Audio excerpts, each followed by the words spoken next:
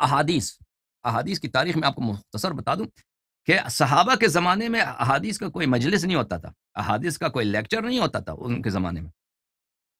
پھر صحابہ جب دنیا سے چلے گئے، اکثر صحابہ تو مثلا سنہ 30 سنہ 40 50 تک تو سب صحابہ کی وفات ہو گئی. کچھ صحابہ جو جوانی میں انہوں نے پیغمبر صلی اللہ علیہ وسلم کو دیکھا ہے تو وہ سنہ 60 تک 70 80 تک رہے ہیں.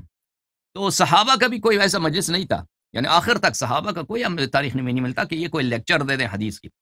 بس گفتگو کے دوران کسی نے مثلا کوئی گفتگو کیا ہے، کوئی واقعہ سنایا، یا کسی کو کوئی اس نے مسئلہ بتانا تھا، کسی نے نماز کا پوچھا، کسی نے کوئی پوچھا تو اس کو انہوں نے کوئی حدیث بتا دی.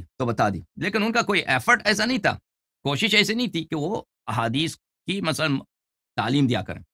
اس کے بعد آتا ہے تابعین دو قسم کے ہیں. ایک جو بڑے تابعین ہیں جن کی عمر صحابہ سے ملتی ہے، وہ ان تابعین کا بھی کوئی لیکچر وغیرہ نہیں ہوتا تھا، دروس نہیں ہوتے تھے کہ وہ احادیث کو پھیلا دیں. یہ کہ چھوٹے عمر کے تابعین جنہوں نے صحابہ کو دیکھا، لیکن انہوں نے بھائی مثلا سنہ 30 میں اس کی ولادت ہے، سنہ 40 میں ولادت ہے، تو اس نے متاخر صحابہ کو دیکھا، زید ابن ارقم کو دیکھا، مالک ابن انس کو دیکھا، یہ ابو ہریرہ کو دیکھا. ابو ہریرہ، مالک ابن انس یا زید ابن ارقم یا عائشہ، یہ وہ لوگ تھے جو رسول پاک صلی اللہ علیہ وسلم کی زندگی میں یہ لوگ جوان تھے یا ان کی نوجوانی کا زمانہ تھا. تو یہ وہ لوگ تھے جنہوں نے خود ان کے پاس حدیث کم ہے.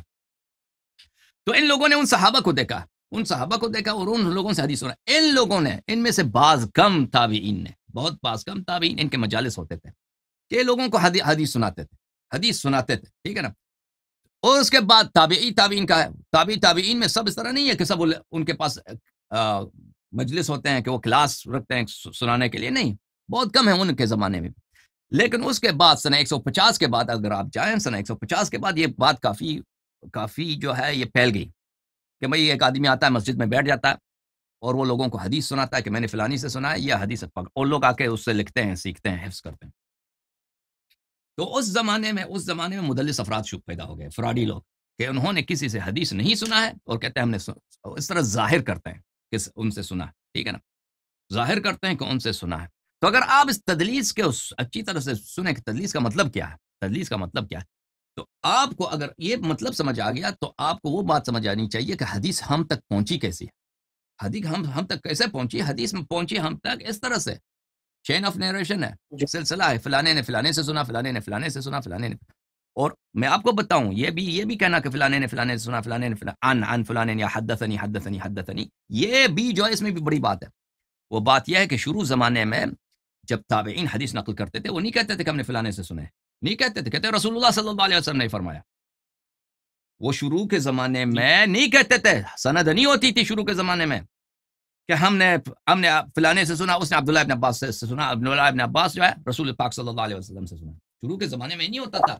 شروع کے زمانے میں کہتے تھے کہ پیغمبر صلی اللہ علیہ وسلم سے یہ خبر پہنچی ہے، جیسے زہری ہے، یہ لوگ کہتے تھے پیغمبر صلی اللہ علیہ وسلم سے یہ خبر پہنچی ہے، بلغنی، ہمیں خبر پہنچی، یا کہتے ہیں عبداللہ ابن عباس نے اس طرح کہا، یا کہتے ہیں کہ فلانی عمر بن الخطاب نے اس طرح کہا کہ پیغمبر صلی اللہ علیہ وسلم نے یہ کہا ہے.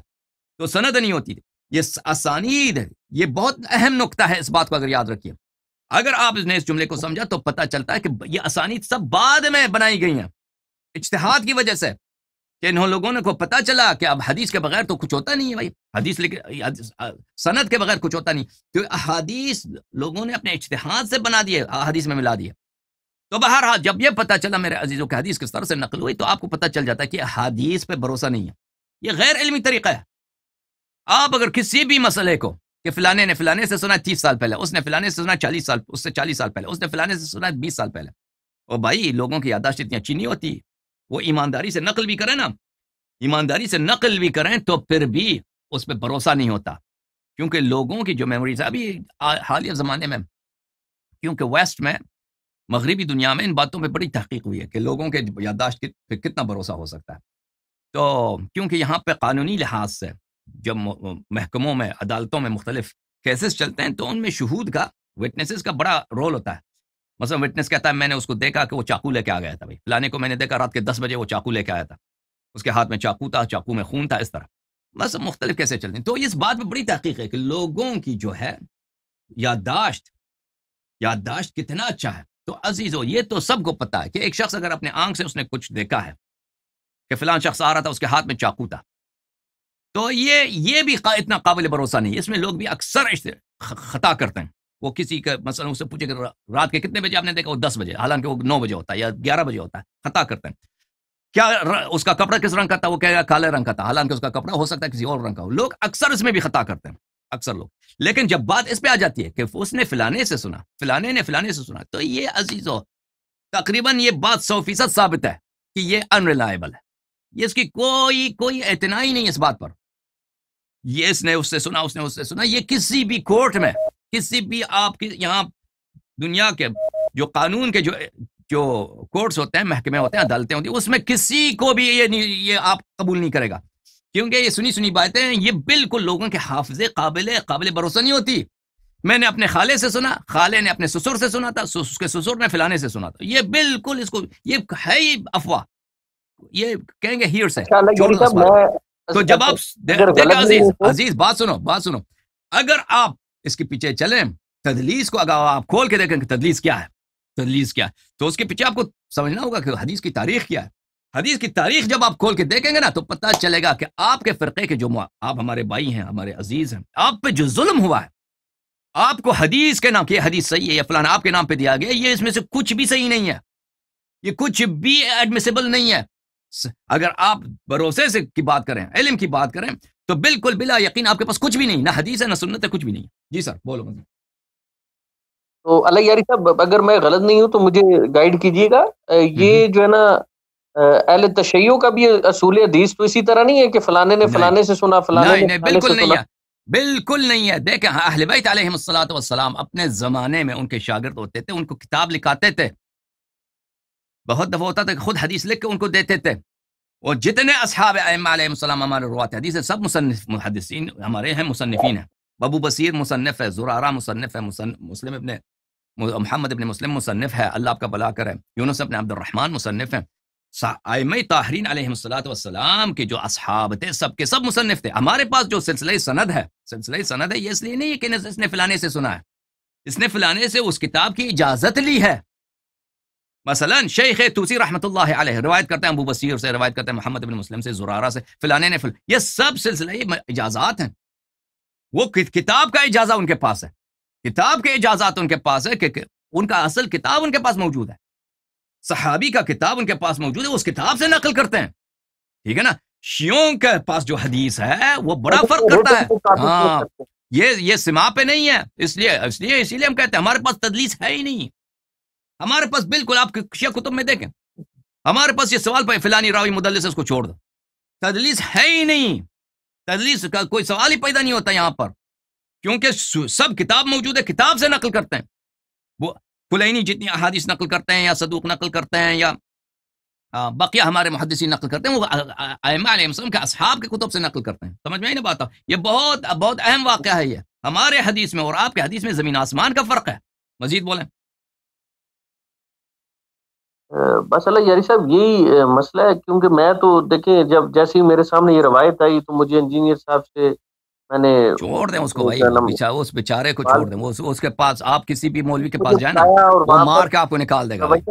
صرف یہ نہیں ہے بھائی، آپ کو پتہ ہے مجھے انہوں نے واقعی نہیں جانتا، لیکن مجھے جس طرح سے یعنی کہ ٹریٹ کیا اور مجھے کہا کہ جاہل ہیں، مطلب جاہل سے مجھے قرآن حکم دیتا ہے کہ جاہل سے بات نہیں کرنی چاہیے.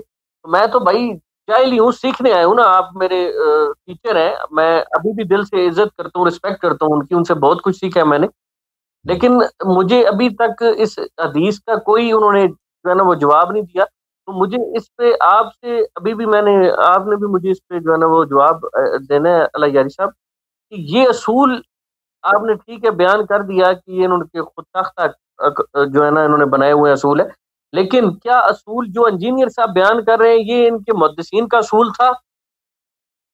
دیکھیں ان کو پہلے یہ چاہیے کہ دیکھیں حدیث ثقلین، حدیث خلیفتین کے متعلق اس کے اسانید بہت زیادہ ہیں. ایک سند کے ساتھ تو نہیں ہے، یہ بہت سارے اسانید کے ساتھ ہیں. اس میں صرف لفظ خلیفتین پہ حساس ہونا کہ اس میں خلافت کا ذکر ہے، جانشینی کا ذکر ہے، یہ ان کی جہالت ہے. میں نے عرض کی نا کہ باقیہ جو صیغے ہیں حدیث ثقلین کے کلمات ہیں، وہ بھی خلافت کی بات ہو رہی ہے.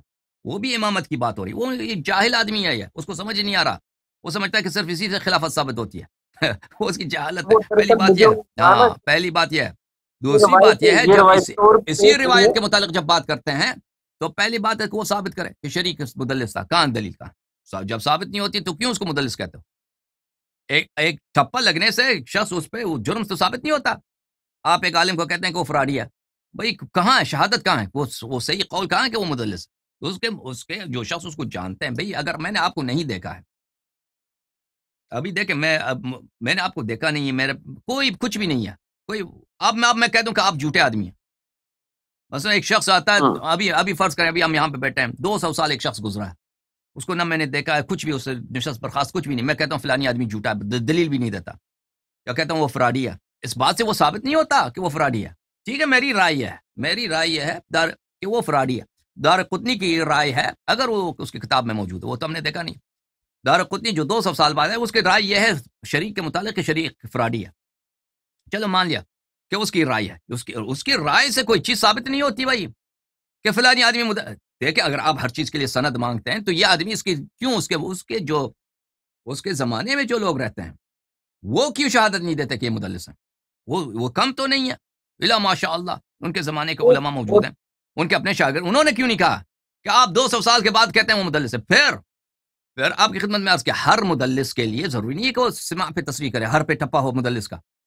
وہ جو کثیر التدلیس ہیں, ان کے لیے ریکوائرمنٹ آپ ثابت کریں کثیر التدلیس ہے. ٹھیک ہے نا. پھر حافظ ابن حجر وہ کوئی چھوٹا آدمی نہیں ہے, وہ خود کہتا ہے کہ یہ آدمی تدلیس سے یہ بری ہے, ختم بات پر. اوکے یہ اللہ یاری صاحب, انہوں نے ایک اور اشکال بھی اس پہ اٹھایا تھا, کہنے لگے کہ یہ اس سے ملتی جلتی اور روایات ہمارے پاس بہت ساری ہیں, لیکن یہ جو روایت ہے نا خلیفہ تین والی, یہ خبر واحد ہے, یعنی کہ یہ صرف ایک بندے نے روایت جو ہے نا بیان کی اور وہ بھی مدلس ہے. اب وہ تو آپ نے ظاہر ہے جو سوال اٹھایا, میں نے بھی علی بھائی سے کیا تھا کہ آپ مدلس ہونا ثابت کریں, اور انہوں نے مجھے کوئی جواب نہیں دیا. لیکن میں اصل میں اس اصول کو جانچنا چاہ رہا ہوں کہ جو انجینئر صاحب اصول بیان کر رہے ہیں وہ کیا اہل سنت میں وہ اصول مانا جاتا ہے؟ بھائی صاحب آپ کے سوال میں آپ نے اپنے سوال کو 5 دفعہ دہرایا نا, میں نے آپ کو تو ڈنڈا مار کے یہاں سے نہیں نکالا انجینئر کی طرح, لیکن میں آپ کو جواب دے چکا ہوں. لیکن آپ ایک نیا سوال ابھی آپ نے ذکر کیا ہے کہ یہ جو ہے ایک شخص نے روایت کیا, دوسروں نے روایت نہیں کیا. تو یہ بھی دیکھیں عزیزو, یہ کہ ایک شخص متفرد ہو کسی روایت کو نقل کرے تو یہ اس روایت کی ضعف نہیں ہوتی, اس سے روایت ضعیف نہیں بنتی کہ ایک شخص نے روایت کیا. بخاری مسلم میں کتنے روایت ایسے ہیں کہ ایک ہی اس کے راوی ہے. ملاحظہ فرمائیے, یہ حدیث بہت مشہور ہے, بہت معروف ہے, بلے انما الاعمال بالنیات, اللہ آپ کا جی جی بالکل. ہاں, یہ اس کا جو راوی ہے ہر طبقے میں ایک آدمی ہے. اس کا راوی ہے عمر ابن خطاب سے بھی صرف ایک شخص نے روایت کی, اس سے بھی ایک شخص نے روایت کیا. علماء نے اس کی بہت مثال دی, میں آپ کی خدمت میں عرض کروں. اللہ آپ کا بھلا کرے. یہ غالباً حدیث غریب کہتے ہیں اس کو, بالکل جو مطلب ہے. ہاں میں آپ کی خدمت میں عرض کروں, اس پہ علماء نے کافی تصریح کیا کہ یہ جو ہے اس سے ضعف نہیں ہوتی, اس سے کوئی ضعف ثابت نہیں ہوتا. ہاں یہ حدیث ہے, اس سے کوئی ضعف ہوتا ہی نہیں. یہ کتاب صحیح بخاری عزیزوں ملاحظہ فرمائیے, شاب دار حیات تراث العربی, یہاں پہ کتاب بدء الوحی میں یہاں پہ یہ حدیث ہے, انما الاعمال بالنیات. یہ راوی کون ہے؟ عمر بن الخطاب. وہ ان سے کس نے روایت کی ہے؟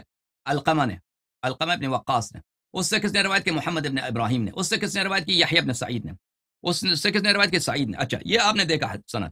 اچھا, یہ کتاب ہے علوم الحدیث ابن صلاح شارزوری کی علوم الحدیث. یہ انجینئر کو کیا معلوم یہ چیزیں. اچھا, یہاں پہ ملاحظہ فرمائیے, صفحہ نمبر 77 میں وہ فرماتے ہیں انما الاعمال بالنیات فانه حدیث فرد تفرد به عمر. یہ حدیث فرد ہے جس کا ایک ہی راوی ہے, وہ کون ہے؟ عمر, عن رسول اللہ صلی اللہ علیہ وآلہ. ثم تفرد به عن عمر علقمہ ابن وقاص. عمر سے بھی ایک ہی فرد نے روایت کی, ایک ہی شخص نے روایت کی, دو آدمی نے روایت نہیں کی. وہ کون ہے؟ علقمہ. ثم عن علقمہ محمد ابن ابراہیم. علقمہ سے کس نے روایت کی؟ محمد ابن ابراہیم نے. ثم عنہ یحییٰ ابن سعید. پھر اس سے کس نے روایت کی؟ یحییٰ ابن سعید نے روایت کی. اچھا, یہ بخاری میں بھی یہ سب کہتے ہیں صحیح, اس دنیا کو بھر دی تم لوگوں نے, تمہارے علماء نے دنیا کو بھر دی اس حدیث سے, انما الاعمال بالنیات. کوئی ایسا خطبہ نہیں ہوتا اس یہ ذکر نہ ہو. ہر کتاب میں اسی کو ذکر کرتے ہیں، بالکل ہر جگہ ذکر کرتے ہیں. تو اس سے کوئی فردیت سے یہ کوئی ضعف نہیں ہوتا کہ شریک نے روایت کی. میں آپ کی خدمت میں عرض کروں کہ بلکہ جو بڑے علماء ہوتے ہیں، کیونکہ شریک جو ہے بہت اپنے زمانے کا قاضی تھا، بہت بڑا عالم تھا. اگر اس نے، اور روایت بھی کون سی روایت ہے؟ روایت بھی حساس روایت ہے، خلیفتین کی روایت ہے، ٹھیک ہے نا. اگر دوسروں نے جرأت نہیں کیا، یا دوسروں کے یا ان کے اساتید نے ان کو نہیں بتایا، تو یہ بالکل سمجھنے والی بات ہے، بالکل بات سمجھ میں آ جاتی ہے. کیونکہ یہ ایک ایسی حدیث ہے جس سے یعنی ابو بکر، عمر، عثمان کی خلافت باطل ہو جاتی ہے.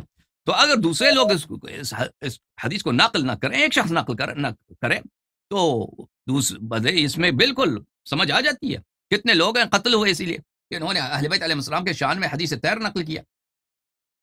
ملاحظہ فرمائیے، یہ کتاب المفہم لما اشکل من تلخیص کتاب مسلم، حافظ ابو العباس القرطبی کی کتاب ہے. اچھا، کتاب صحیح مسلم کی شرح. اچھا، یہاں پر عزیزو چاپدار ابن کثیر جزء 7 ہے، یہ 7واں جلد ہے اس کتاب کا. یہاں پہ ملاحظہ فرمائیے، سنہ 1996 میں چھپی. یہاں پر وہ ایک حدیث نقل کرنے کے بعد کہتے ہیں، وہ تفرد الثقہ بالحدیث لا يخرم الثقة به، وانفراد الثقة بالحدیث لا يخرم الثقة به.